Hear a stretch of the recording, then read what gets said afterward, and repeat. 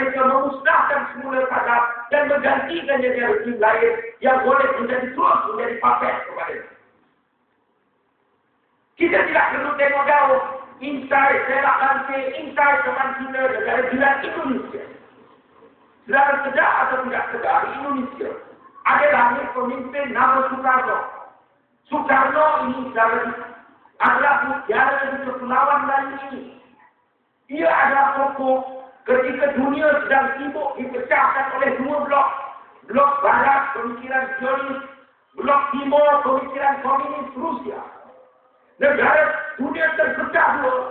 Tiba-tiba ketokohan Soekarno membuat konferensi Bandung dengan menghimpunkan semua negara-negara berpikiran bebas dan bersekuan. Ketika itu Malaysia masih dijajah. Malaysia, UMNO telah hantar perwakilan juga ke konferensi Bandung. Saya hadir di Dewan Konferensi itu sekarang. Saya cari senarai nama. Tidak tercatat perwakilan UMNO. Yang tercatat apa dia sekarang. Nama seperti Bustamam dan sebagainya. UMNO dihalau keluar oleh Soekarno daripada Dewan Konferensi. Kenapa? UMNO pada ketika itu tidak pernah berbincang soal nak menuntut kemerdekaan. Ini buktinya. Tetapi Bustamam, teman-teman baru Helmi dan sebagainya hadir sebagai apa? Mereka yang mempersiapkan barisan rakyat untuk menuntut kemerdekaan. UMNO tidak berbincang tentang itu pada ketika itu. UMNO cuma bincang hidup lagi. Ya, itu betul sekarang.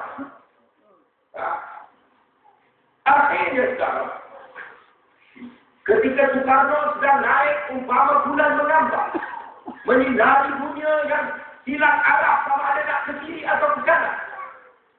Amerika telah menyusun dengan menjatuhkan Soekarno, menaikkan Soeharto.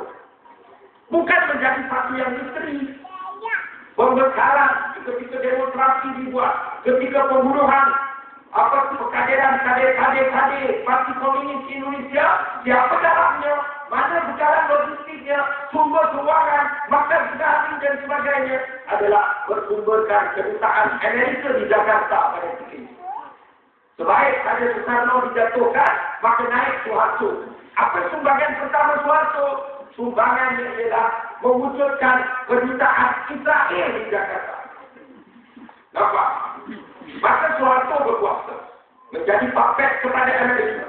Sebagai puppet Amerika, dia tahu perlindungan paling besar. Dia melakukan rasuah, salah guna kuasa, menghancurkan seluruhnya Indonesia.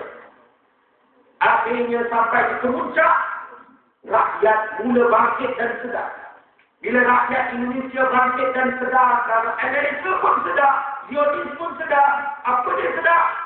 Soeharto sudah tidak boleh dipertahankan lagi, walaupun dia bersanggup menjadi hamba kepada Zionis. Dia tidak boleh kita pertahankan lagi. Sebab apa? Bukan elok tetap baik, tapi rakyat tak nak. Kalau kita bertahan, kita terus duduk di sebalik Soeharto. Kita tidak memikirkan untuk menggantikan Soeharto. Silap-silap gaya negara umat Islam terbesar di dunia ini bakal dikuasai oleh kelompok yang benar-benar bebas. Lebih malang kalau kelompok Islam menang dan menguasai Indonesia. Lantas Amerika tarik diri daripada Soeharto. Daripada geran-geran NDI, geran-geran IRI, geran-geran EXCO, geran-geran pemikir ke NGO ini, terus turun kepada NGO masyarakat Indonesia. Akhirnya menggulingkan terus. Bukan satu benda yang misteri. Bekalan-bekalan, latihan, pencaderan dan logistik ketika menjatuhkan Soeharto berpunca daripada kedutaan Amerika di Jakarta.